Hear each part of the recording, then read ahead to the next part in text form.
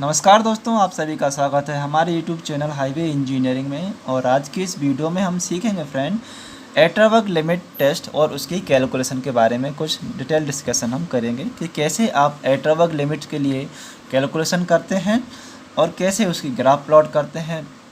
पहले तो समझिए एट्रावर्ग लिमिट्स क्या होती हैं फ्रेंड। एट्रावर्ग लिमिट जो होती हैं सॉइल पर किए जाने वाले टेस्ट, जैसे plastic limit, liquid limit, shrinkage limit. तो ये जो टेस्ट होते हैं ये हमारे कहलाते हैं एट्रावर्ग लिमिट टेस्ट। ठीक है फ्रेंड। तो एट्रावर्ग लिमिट में आज हम दो टेस्ट के बारे में कैलकुलेशन सीखेंगे। एक है हमारी लिक्विड लिमिट ऑफ सॉइल और दूसरी है प्लास्टिक लिमिट ऑफ सॉइल। इनकी कैलकुलेशन के बारे में हम आज सिखाएंगे कि आपको कैसे इनकी कैलकुलेशन करनी होती है। ओके फ्रेंड, तो देखिए प्लास्टिक सबसे पहले हम डिटरमाइन करते हैं किसी भी मटेरियल का या सॉइल का लिक्विड लिमिट। ठीक है, तो लिक्विड लिमिट में आप ये जो फॉर्मेट देख रहे हैं फ्रेंड, इस फॉर्मेट में हम देखें तो सबसे पहले होता है हमारा कंटेनर नंबर, फिर होता है wait of container plus wait soil. ठीक है, कंटेनर नंबर आप कुछ भी लिख दीजिए, ए बी सी और डी, ए मैंने 4 कंटेनर लिए हैं और कंटेनर नंबर इसको मार्क कर दिया है। मिनिमम आपको 4 सैंपल या 4 स्पेसिमेन प्रिपेयर करने हैं। अगर आपको नहीं पता फ्रेंड कि आप कैसे एट्रावर्ग लिमिट का टेस्ट करते हैं, तो इसके लिए हम यूज करते हैं कैसाग्रांडे एपरेटस, जिसमें एक कपनुमा आपका इंस्ट्रूमेंट होता है। इस कप में आप क्या करते हैं, 1/3 सॉइल फिल करते हैं, 1/3 सॉइल फिल करते हैं। और ये बीच में यहाँ पर जो इसकी डेप्थ होती है सॉइल की वो होती है 10 mm। यहाँ पर जो सॉइल की थिकनेस आएगी वो 10 mm थिकनेस तक आपको सॉइल फिल करना होती है। फिर इसमें आपको ग्रुप कट कर देना होता है। ठीक है, बीच में ग्रुप बनाते हैं आप, 3 mm का ग्रुप बनाते हैं और फिर इसको यहाँ पर एक हैंडल होता है, उस हैंडल को आप रोटेट करते हैं। ठीक है, रोटेट करते हैं तो फिर जितने रोटेशन पर, जिसे आप बिलोज भी बोलते हैं, जितने बिलोज पर ये सॉइल का जो ग्रुप है वो आपके मिनिमम 12.5 mm थिकनेस में 12.5 mm की मोटाई में यहाँ पर मैच हो जाता है। तो वो बिलोज कितने आए हैं वो बिलोज हम काउंट कर लेते हैं। वो बिलोज हो सकते हैं आपके 12 बिलोज पे हो जाए, 20 बिलोज पे हो जाए, 30 बिलोज पे हो जाए या 40 बिलोज पे हो जाए। तो आपको जो रीडिंग लेनी है वो 10 बिलोज से लेके 40 बिलोज के बीच की रीडिंग आपको लेना होती है। जो बिलोज होते हैं फ्रेंड वो आपके मॉइस्चर कंटेंट पर डिपेंड करते हैं। अगर आपकी सॉइल में जो मॉइस्चर है वो ज़्यादा रहेगा तो आपकी मॉइस्चर ज़्यादा होने के कारण क्या होगा, जो आपकी सॉइल है उसमें लुब्रिकेशन बढ़ जाता है। लुब्रिकेशन बढ़ने के कारण ये जो ग्रुप्स है ये आपका जल्दी मैच हो जाएगा। अगर आपका मॉइस्चर कंटेंट उसमें कम है सॉइल में, तो जो उसमें जो लुब्रिकेशन कम होने के कारण उस बीच का जो ग्रुप है वो टाइम लेगा, यानी उसमें ज़्यादा एफर्ट लगाने पड़ेंगे आपको उसको मैच करने में। ज़्यादा एफर्ट लगाने में मतलब आपको बिलोज ज़्यादा देना होंगे। तो यही फंडा है इसका कैसाग्रांडे एपरेटस के टेस्टिंग के लिए। तो चलिए फ्रेंड आगे बढ़ते हैं कैलकुलेशन की तरफ। ओके फ्रेंड, सबसे पहले हम करते हैं कंटेनर नंबर दे दिए हमने, 4 कंटेनर ले लिए, मिनिमम 50 ग्राम कैपेसिटी वाले, जिसमें हमारी 50 ग्राम सॉइल आ सके ऐसे हमने कंटेनर ले लिए।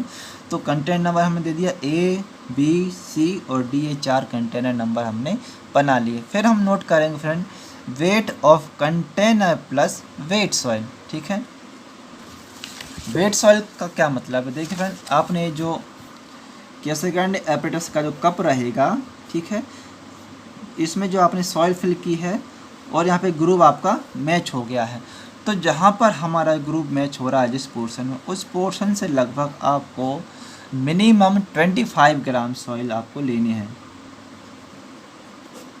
मिनिमम 25 ग्राम सॉइल सैंपल आप ले लीजिए जिस पोर्शन में आपका सॉइल मैच हुआ है। ठीक है, तो हम ये वेट नोट कर लेंगे। तो कंटेनर पहले हम वेट कर लेते हैं खाली कंटेनर के, वेट ऑफ कंटेनर के। तो हमारा जो कंटेनर नंबर ए है इसका खाली कंटेनर का वजन था 10.10 ग्राम। कंटेनर नंबर बी का वेट है 10.71 ग्राम्स। कंटेनर नंबर सी का वजन है 10.11 ग्राम्स। कंटेनर नंबर डी का वजन है हमारा 10.61 ग्राम। फ्रेंड ये आपको याद रखना है कि इसमें आप जो इलेक्ट्रॉनिक बैलेंस यूज करेंगे इस टेस्ट के लिए वो आपको डेसिमल के 2 अंक तक का वेट आपको देना चाहिए, यानी कि 1 मिलीग्राम एक्यूरेसी वाला इलेक्ट्रॉनिक बैलेंस आपको इस टेस्ट के लिए यूज करना चाहिए, क्योंकि हमने जो कंटेनर का वेट लिया है वो 10 ग्राम प्लस 10 मिलीग्राम ये हमारा वज़न आ रहा है। ओके फ्रेंड, अब हम आगे चलते हैं। अब हम क्या करेंगे, कंटेनर का वज़न हमने ले लिया, अब हम लेंगे वज़न container plus wait soil. Wait soil मतलब जो आपकी मॉइस्ट सॉइल होगी जिसमें वाटर मिक्स होगा वो वाला हमने यहाँ पे वेट करना है। तो कंटेनर प्लस वेट सॉइल हमने ले लिया है, हमने लिया है कंटेनर प्लस वेट सॉइल हमारा सैंपल नंबर 1 के लिए आया है 36.10। मिनिमम 25 ग्राम सॉइल आपको लेनी है, उससे अधिक भी आप ले सकते हैं। तो हमारा कंटेनर प्लस वेट सॉइल का वजन आ गया है 36.10। कंटेनर नंबर बी के लिए कंटेनर प्लस वेट सॉइल का वजन है हमारा 33.73। पहले हम कंटेनर नंबर ए की सारी कैलकुलेशन कर लेते हैं, ठीक है फ्रेंड। अब देखिए वेट ऑफ कंटेनर था हमारा 10.10 कंटेनर में हमने जब बिलोज किए कैसे ग्रांड एपेटस में, और जहाँ पे हमारी सॉइल का जो ग्रुप है वो मैच हो गया, वहाँ से हमने सॉइल निकाली और फिर कंटेनर में उसको मॉइस्चर कंटेंट के लिए लिया। तो हमारा जो कंटेनर प्लस वेट सॉइल आया वो आया 36.10। इसके बाद हमें क्या नोट करना है, इसके बाद हमें नोट करना है नंबर्स ऑफ बिलोज। कितने नंबर्स ऑफ बिलोज पे जो हमारी सॉइल का ग्रुप्स था वो मैच हो गया है या मिल गया है, वो आपको बिलोज यहाँ पर लिखना है। तो नंबर्स ऑफ बिलोज हम एज्यूम कर लेते हैं 12 बिलो, यानी 12 बिलोज पे हमारा जो सॉइल का सैंपल था उसका ग्रुप मैच हो गया है, ठीक है। तो 12 बिलोज पर हम सॉइल का सैंपल ले लेंगे और कंटेनर प्लस वेट सॉइल का वज़न नोट कर लिया। इसके बाद हम क्या करेंगे, ये जो हमारा वज़न आया है फ्रेंड, इसको हम ओवन ड्राई करने के लिए रख देंगे। ओवन ड्राई आपको करना है 105 डिग्री सेंटीग्रेड से लेके 110 डिग्री सेंटीग्रेड के लिए लगभग 16 से 24 घंटे तक आपको ओवन में रखना है फ्रेंड। ये आपको बिल्कुल स्टैंडर्डाइज है कि आपका जो ओवन ड्राई टेम्परेचर रहेगा वो 105 डिग्री सेंटीग्रेड से लेके 110 डिग्री सेंटीग्रेड ही होना चाहिए, और जो ओवन ड्राई करने के लिए जो पीरियड रहेगा आपको वो 16 आवर्स से लेके 24 आवर्स ही आपको रखना है। तो ये आपको जो कंडीशन दे रखी इसको आपको 100% फॉलो करना है फ्रेंड। इससे कम या इससे ज़्यादा टेम्परेचर नहीं होना चाहिए और मिनिमम इतने पीरियड तक आपको उसको ओवन ड्राई करना है, ठीक है फ्रेंड। तो कंटेनर प्लस वेट सॉइल हमने ले लिया। अब हम 24 घंटे बाद या 16 घंटे बाद जब ओवन ड्राई का वेट लेंगे, जो हमारा कंटेनर ओवन ड्राई होने के बाद जो वज़न आएगा वो हम नोट कर लेंगे। तो मान लीजिए हमारा कंटेनर नंबर ए का ओवन ड्राई का वज़न आया है, oven dry container plus soil आया है, क्योंकि सॉइल हमारी ड्राई हो जाएगी तो container wait of container plus dry soil, तो ये हमने मान लिया हमारा आया है 26.70। ओके, ये हमारा कंटेनर प्लस ड्राई सॉइल का वज़न आ गया। अब हम क्या करेंगे, हमें निकालना loss of moisture. Loss of moisture कैसे निकालेंगे, देखो friend, wait of container plus wait soil है ना, इसमें जो कंटेनर का वज़न है वो तो कांस्टेंट है, ठीक है। Wait of container plus dry soil, यहाँ भी जो कंटेनर का वज़न है वो कांस्टेंट है, उसमें कोई भी वेरिएशन नहीं आता है, क्योंकि कंटेनर में ओवन ड्राई करने के पहले ही वही वज़न होगा और ओवन ड्राई करने के बाद ही वही वज़न होगा। जो वज़न में बदलाव आएगा, चेंजेस आएगा, वो आएगा सॉइल के वज़न में, ठीक है। तो container plus wait soil, container plus dry soil.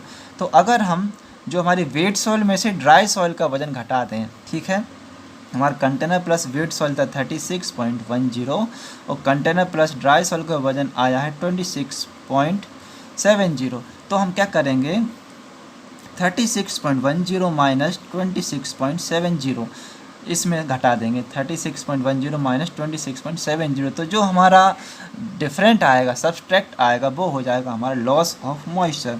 तो हम 36.10 माइनस करेंगे 26.70, तो लॉस ऑफ मॉइस्चर आ जाएगा हमारा 9.40। ओके फ्रेंड, अब हमें कैलकुलेट करना weight of dry soil. Weight of dry soil मतलब जब सॉइल में से मॉइस्चर हमारा निकल चुका है तो कितना वजन है हमारी ड्राई सॉइल का, वो हमें निकालना है। तो इसके लिए आप क्या कीजिएगा फ्रेंड, पहले हमें वजन मालूम होना चाहिए वेट ऑफ वेट सॉइल का, यानी कि जो हमारी वेट सॉइल है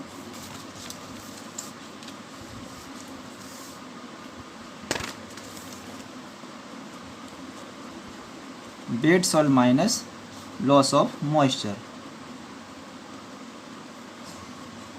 ठीक है, तो यहाँ पर आपने कितनी ली है देखिए, कंटेनर का वजन था हमारा 10.10 और कंटेनर प्लस वेट सॉइल का वजन था 36.10।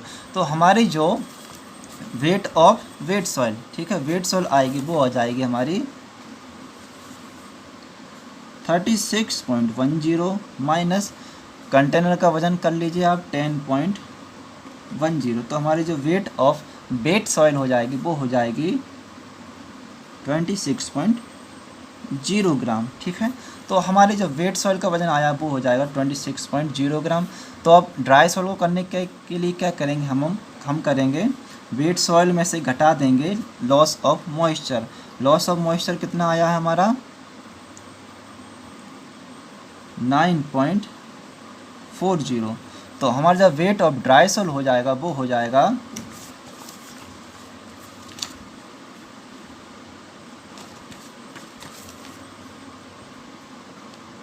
16.60 ग्राम। यानी कि हमारी जो मॉइस्चर जब हमने हमारे सॉइल था ओवन ड्राई करने के पहले सॉइल का वजन था वो था 26 ग्राम, और ओवन ड्राई करने के बाद हमारा सॉइल का वजन आया वो है 16.60 ग्राम। तो हम यहाँ पे ये नोट कर लेंगे। तो हमारी जो वेट ऑफ ड्राई सॉइल आएगी वो हो जाएगी 16.60 ग्राम।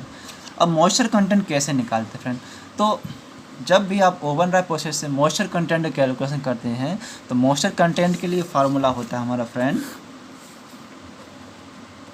Moisture content is equal to होता है लॉस ऑफ मॉइस्चर, इसको डिवाइड कर देना है वेट ऑफ ड्राई सॉइल। ठीक है, हमेशा आपको ड्राई सॉइल से ही डिवाइड करना है, आपको वेट सॉइल के वजन से डिवाइड नहीं करना है। तो weight of dry soil multiply 100। तो हमारा लॉस ऑफ मॉइस्चर कितना आया फ्रेंड, मॉइस्चर हमारा आया था 9.40 और वेट ऑफ ड्राई सॉइल हमारी आई है 16.60। मल्टीप्लाई कर दीजिए 100 से। तो जब आप इसको कैलकुलेट करेंगे फ्रेंड तो हमारा वजन आ जाएगा, इसका कैलकुलेशन करने के बाद जो हमारी फिगर आएगी वो हो जाएगी हमारी 56.60%। यानी कि जो हमारी मॉइस्चर कंटेंट आया है वो आया है 56.60%। तो इसको हम लिख लेंगे हमारा मॉइस्चर कंटेंट वाले लाइन में। ठीक है, 56.60। अब ये हमारा कंटेनर नंबर ए के लिए कैलकुलेशन हो गया। अब इसी प्रकार से हम कंटेनर नंबर बी के लिए कैलकुलेट करेंगे। कंटेनर नंबर बी के लिए हम नोट कर लेंगे हमारे फिगर्स, हमारे numbers of below. Container b के लिए मान लीजिए आए हैं b, weight of container plus dry soil लिख लेंगे हम।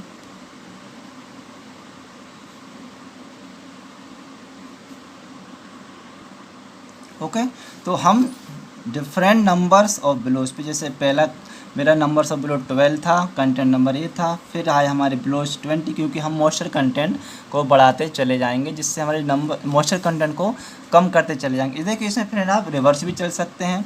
आप चाहे तो पहले रीडिंग नंबर 4 ले लीजिए कम मॉइस्चर पे, फिर मॉइस्चर को बढ़ा के रीडिंग नंबर 3 की आ जाएगी, फिर और मॉइस्चर बढ़ाएंगे तो रीडिंग 2 आ जाएगी, और मॉइस्चर बढ़ाएंगे रीडिंग 1 आ जाएगी। यानी कि जब मॉइस्चर कम रहेगा तो नंबर्स ऑफ बिलोज आपके ज़्यादा रहेंगे। ठीक है, यानी कि moisture content is proportionate of inversely proportionate of bellows. ठीक है, यानी कि मॉइस्चर कंटेंट बढ़ेगा तो बिलोज घटेंगे। ठीक है, तो यहाँ पे हमारा जो बिलोज यहाँ पे ज़्यादा है तो मॉइस्चर कंटेंट कम हो जाएगा, फिर बिलोज यहाँ पे और कम हो रहा है तो मॉइस्चर कंटेंट हमारा बढ़ रहा है। बिलोज 20 हो गए तो मॉइस्चर कंटेंट और बढ़ गया, बिलोज 12 होगा तो मॉइस्चर कंटेंट सबसे अधिक हो गया। ठीक है, अब ये तो हमारे अपन इस प्रकार से टेबल तैयार कर ली। अब इससे लिक्विड लिमिट आपको कैसे कैलकुलेट करनी है फ्रेंड। ठीक है फ्रेंड, तो अब इसके लिए लिक्विड लिमिट का डिटर्मिनेशन कैसे होगा, तो इसके लिए हमें क्या करना हो फ्रेंड, हमें एक ग्राफ बनाना होगा। ठीक है, ग्राफ हमारा बनेगा सेमी लॉग स्केल पे। आपको याद रखना है जो स्केल आपका रहेगा वो रहेगा सेमी लॉग, ठीक है। सेमी लॉग ग्राफ आपको लेना है और इस पर आपको एक ग्राफ प्लॉट करना है। इसमें आप क्या करेंगे, आप जो आपकी एक्स एक्सिस रहेगी उस पर आपको लेना है नंबर्स ऑफ बिलोज, ठीक है। और जो वाई एक्सिस रहेगी इसमें आपको लेना है मॉइस्चर कंटेंट, ठीक है फ्रेंड। तो इसमें आप ग्राफ बना लीजिए, नीचे लिख लीजिए नंबर्स ऑफ बिलो, जैसे यहाँ पे 10, ये 20, ये 30, ये 40, ठीक है। 10, 20, 30 और 40, ठीक है फ्रेंड। तो ये आपका नंबर सब बिलो होगा। यहाँ पे मॉइस्चर कंटेंट लिख लीजिए आप 10, 20, 30, 40, 50 और 60। अब क्या कीजिए, आप नंबर्स ऑफ बिलोस और मॉइस्चर कंटेंट के बीच में एक लाइन ड्रॉ कीजिए, ठीक है। जैसे हम समझ लेते हैं हमारे नंबर्स ऑफ बिलो 12 थे, तो नंबर्स ऑफ बिलो 12 हमारे कहाँ होंगे, जैसे ये 10 है तो ये 11 और 12, और इससे मॉइस्चर कंटेंट है 56.60, तो 56.60 कहाँ होगा हमारा, ये 50 है, 51, 52, 53, 54, 55, 56 और 56.60 नहीं, नियर बाई 57 के आसपास आ जाएगा। तो 57 पर हम एक पॉइंट बना लेते हैं। फिर इसी प्रकार से नंबर्स ऑफ बिलोज पर एक पॉइंट बना लेते हैं। नंबर्स ऑफ बिलो 29 हमारे यहाँ आएंगे, तो नंबर्स ऑफ बिलो 29 पर एक पॉइंट बना दीजिए। नंबर ऑफ बिलोज 39 पर एक पॉइंट बना दीजिए। और फिर कम से कम आपके 3 पॉइंट मैच करा के एक स्ट्रेट लाइन आपको बनानी है। कम से कम 3 पॉइंट आपके मिलना चाहिए। हमने 4 पॉइंट लिए हैं तो 4 में से मिनिमम 3 पॉइंट हमने मैच कर लिए। और फिर क्या करेंगे हम, ये लाइन हमारी ड्रॉ होने के बाद 25 बिलोज एवरेज, 25 बिलोज क्यों बोलते हैं फ्रेंड, जैसे नंबर्स ऑफ बिलो 10, 20, 30, 40, तो हमें 25 बिलोज पर आपको इंटरसेक्ट कराना है, ठीक है, इस लाइन को, ठीक है। 25 बिलोज से आप इस प्रकार से एक वर्टिकल लाइन लीजिए और एक हॉरिजॉन्टल लाइन लीजिए, ठीक है। तो ये जो यहाँ पर इंटरसेक्ट हो रही हैं लाइंस, ये जो यहाँ पर इंटरसेक्ट होंगी वो बिंदु आपका कहलाएगा लिक्विड लिमिट। जैसे इस ग्राफ से हमारी जो लिक्विड लिमिट आई है,